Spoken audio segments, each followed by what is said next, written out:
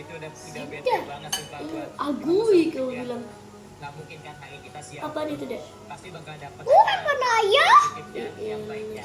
Jadi gue dapat orderan ketiga, jemputnya juga agak jauh. Kakaknya mau sabar tunggu. Pas sampai tujuan sudah dibayar pakai Ya gini juga dong. dan gue dikasih tip. Garpu aja lah, susah. Hasil dari sebuah kesabaran itu emang hebat ya. Habisnya itu dong, masih kesabaran, jadi kesabaran. Orang nggak sabar aku ngomong.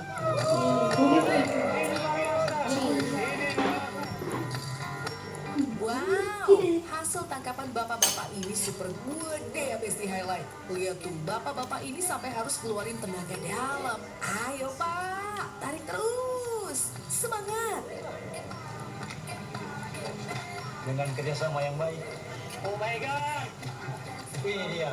Guys, ini dia guys. Ini dia ikannya di laut ini. Tapi udah mati. Guys. Udah mati. Ini. Mana sini aku mau nonton? Ikan yang berhasil Apa ditangkap ini telurnya jenis kan kamu kerapu tadi kertang. kesukaan? Spesies ikan kerapu yang ditemukan di wilayah perairan sekitar Manado, khususnya di Laut Hantu. Ikan ini jadi salah satu jenis kerapu yang dibudidayakan di Indonesia loh Besti Highlight. Aku makan bareng.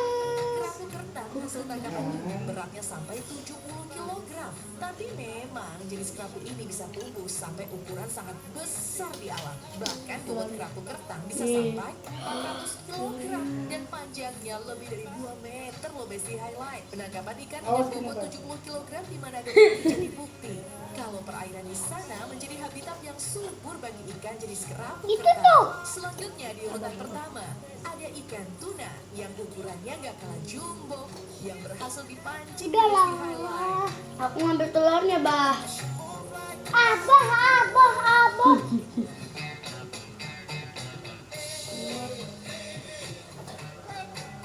Udah lah. Strike. Aku ngambil telurnya. Pancingan nyantol juga di Besti Highlight. Hmm. Kira-kira si Babang dapat ikan apa ya? Yang pasti sih dilihat dari effort nariknya, nggak mungkin nih dapat ikan teri. Udah lah kan. Aku ngambil telurnya. Wadidaw, Ada yang tuna baru-baru. sirip biru raksasa yang berhasil ditangkap. Ikan tuna sirip biru atau blue Kan aku fin bilang ambil telur ya, adalah kan katanya spesies kamu tuna telurnya gak suka. terbesar yang terkenal sebagai ikan predator tangguh. Biasanya Dah, ikan ini bisa hasil. sampai 3 meter Masih. dan beratnya ratusan kilogram. Iya. Nah, ikan tuna sirip biru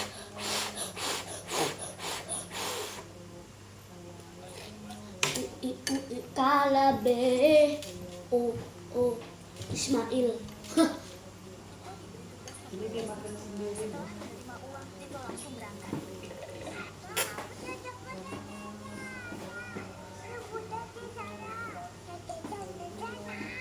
Sesampainya di depan kasir uang Tito terjatuh. Enak ya makan Lalu ini ya. mencari petugasnya. Melihat Tito, petugas pun menyapanya dan menanyai mau pesan apa. Tito malah bertanya sosis. Petugas selalu mencatat pesanannya.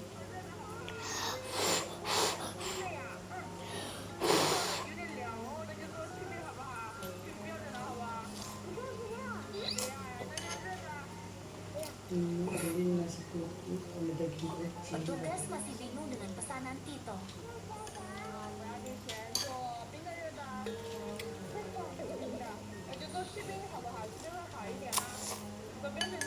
Setelah mencatat pesanan Tito, petugas memberinya struk lalu meminta Tito menunggu. Tito berkeliling sambil menunggu. Nah, gitu kan enak pintar.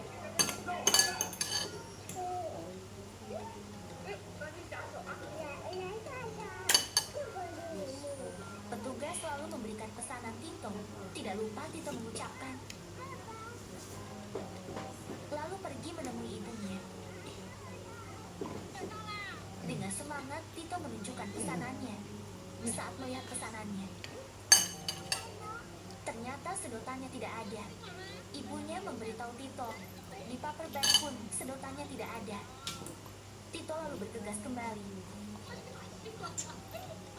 Sesampainya Tito pun memanggil petugasnya.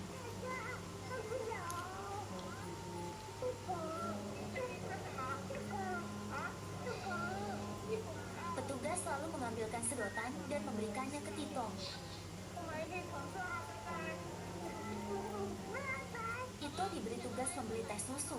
Setelah menerima uang, Tito Tuhan dalam kemarahannya mengirim 10 tulah satu persatu atas Mesir. Yang pertama, air sungai Nil berubah menjadi darah. Semua ikan mati, bau busuk menyebar. Mereka memanggil para penasihat, tapi tak ada yang bisa berbuat apa-apa. Tulah kedua, jutaan katak keluar ke daratan, masuk ke setiap jalan, setiap istana, bahkan ke setiap ranjang. Saat katak-katak itu mati, tubuh mereka dipenuhi belatung, dan dari sana muncul jutaan lalat. Dari makanan hingga udara, semuanya berbau busuk. Orang-orang bersembunyi di rumah, tapi di mana ada luka di tubuh, lalat-lalat menyerang. Wajah orang-orang dipenuhi bisul, tubuh mereka bernanah, bahkan ratu pun tidak selamat. Lalu muncullah seekor kuda dengan tulisan berlumuran darah di tubuhnya. Jika kau belum berubah, pukulan berikutnya akan lebih buruk. Namun alih-alih bertobat, Firaun malah memperburuk keadaan para budak. Pekerjaan digandakan tanpa istirahat. Banyak orang Ibrani mati karena kelelahan. Kemudian Tuhan mengirim tulah lain. Sebuah wabah menyebar dan hewan-hewan mulai mati. Seorang menteri berkata itu karena bangkai lalat, tapi Firaun membunuhnya. Menteri lain yang sudah sakit berkata, aku sudah berdoa kepada semua dewa, tapi tak ada jawaban. Firaun juga menggantungnya. Lalu cuaca berubah.